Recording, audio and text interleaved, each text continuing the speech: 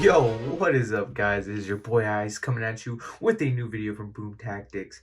Now, I just want to say thank you guys. Oh my gosh, you guys killed it with that last video. 640 plus views, and we're at 52 subscribers. Like, that is crazy. Thank you to everyone. Appreciate it. Now, we got a new deck build here, and this is honestly, I've been sitting on this for a while. I've been wanting to do this, but I don't know. This deck is so much fun, and it's just a straight beat 'em up deck. This deck is like serious rogue status.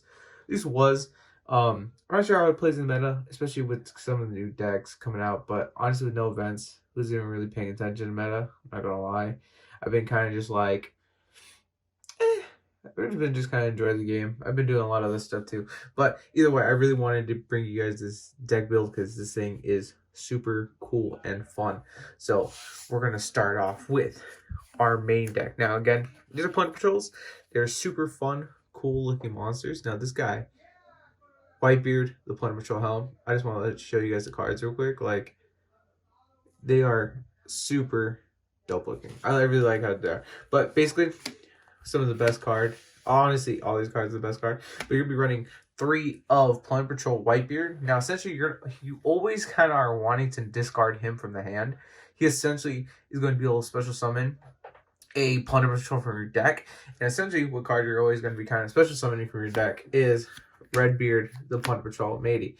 Now, whenever you have him in your hand, you're always going to be trying to discard him, whether it's through the field spell, golden hair, some other type of form of discard. You always want to get into the graveyard to special summon him, which all these cards' effects between these two are to special summon on your opponent's turn one monster from your extra, or one Plunder Patrol extra deck monster with an attribute they have or in their graveyard. Now, there's ways to get around that, but essentially, these two are your main starter cards and combo pieces, including Golden Hair, the newest Plunder Patrol. You're pretty much running, so going into there, you're also going to be running Bluebeard, 3 of Bluebeard. He's also pretty much you're pretty much running 3 of each of these because they're all amazing, and this card really depends on you having some sort of card advantage in your hand. A lot of their effects all require you to discard a Plunder Patrol. Between sending him to the graveyard, his effect is if he gets sent from the field to the grave, if he's in the monster zone, he can attach himself, which you'll see later on is actually really huge. But that's pretty much all of our main Plunder Patrol monster lineup. Yeah, you're gonna be running 3 of all of them. Yeah, these are definitely the best ones. You're always gonna be running 3. Next up, for the rest of the monsters, this card again, because I was saying you need kind of like that hand advantage, we're gonna be running 3 Danger Mothman, 1 Jackalope. Now, you could run more. You can run the Nessie as well and the Bigfoot if you wanted to, but I really like the Mothman because it's level 4s, and if you really did need to use them for a normal summon and exceed or go into actually some of the other Plunder Patrols, those are great. And Jackalope because Jackalope's good. Next up, for other random, Silent Angler. Again, it's a level 4 water. Not only that, it can special summon itself from the hand, and its only downside is that you can't special summon from the hand again.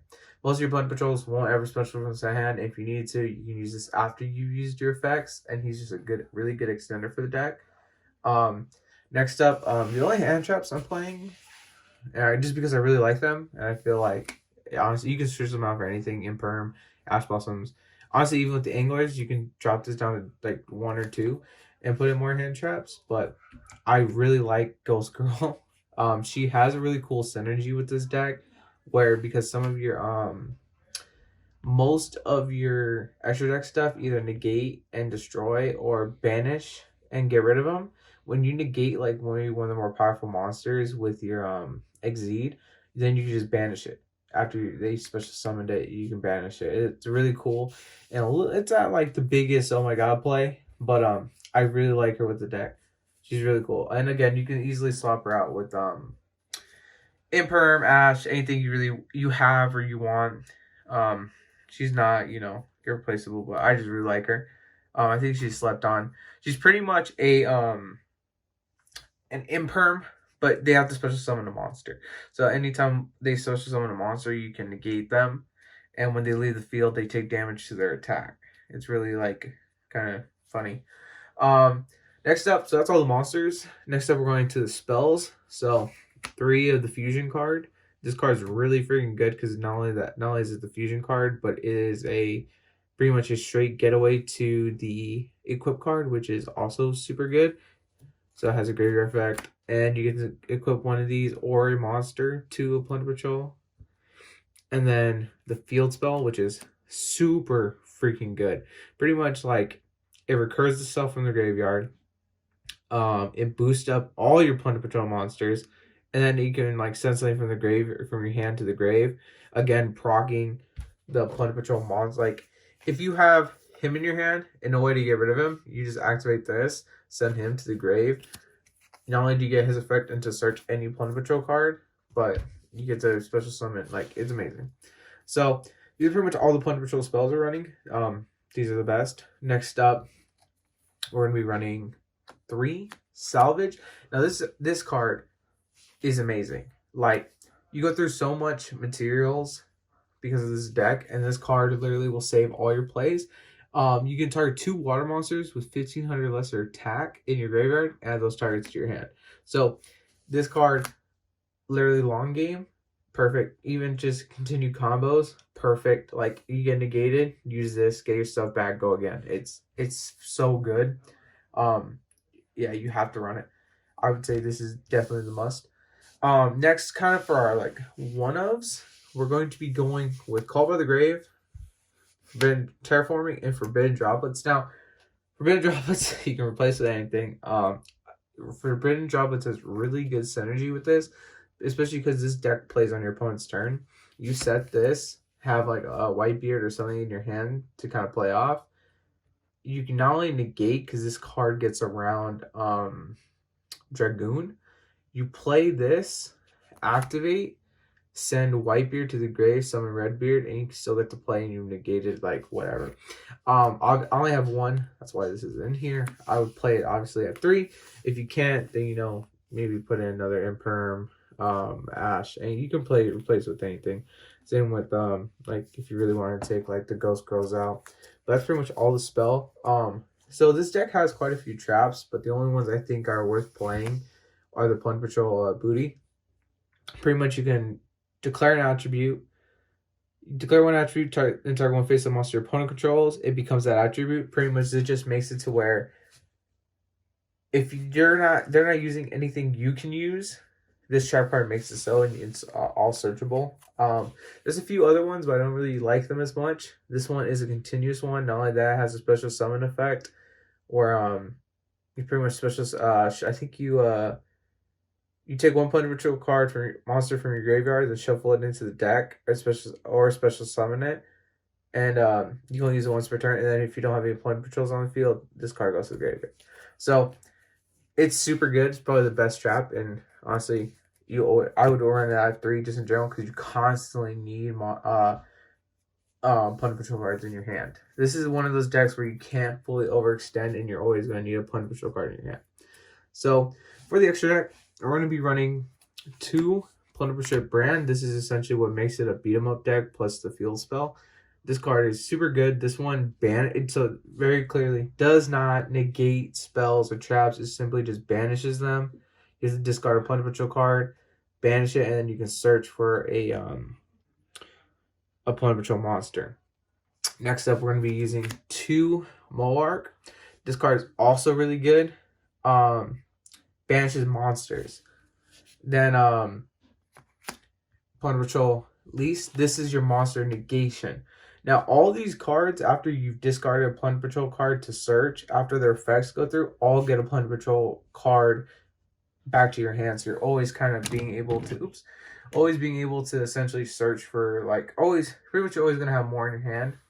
Next, we're going to be going with 2 Plunder Patrol Captain. Honestly, all these you can bump up if you want to. I just like to 222 because honestly, you're never gonna go past him. If you do, I mean, you probably weren't gonna win anyway. Because I mean, him maybe you can run 3 of the Link, just because he's honestly the best one. He's your combo extender. Um, but yeah, I think 222 is good. I don't think I have a full 15 card extra deck in here just because you can throw them whenever, and these are the main things you're always summoning. All these things are just kind of, all the rest of them are all kind of tools to just get past more annoying things. It's because we have the Nightmare Unicorn, the Cerberus, we have a Dragite, because he's your spell negation. And then Abyss Dweller. You can put another level 4 Exceed or another level 8. This deck special summons level 8 synchros easily. But the thing is, though, with these ones, you don't really go into them a lot because the deck locks you into Plunder Patrol only, or just waters in general. It locks you pretty much into Plunder Patrols. So you really don't get to summon these ones a lot unless you're really going for them and you need to go for them. That's why these are nice to have just for those certain ones if you want to set it up like that. Definitely the Cerberus and Unicorn to kind of get rid of more annoying things. That's essentially the extra deck. Honestly, you can put anything else in there and kind of play with it. But that's kind of the basis of like what I was thinking when kind of going with.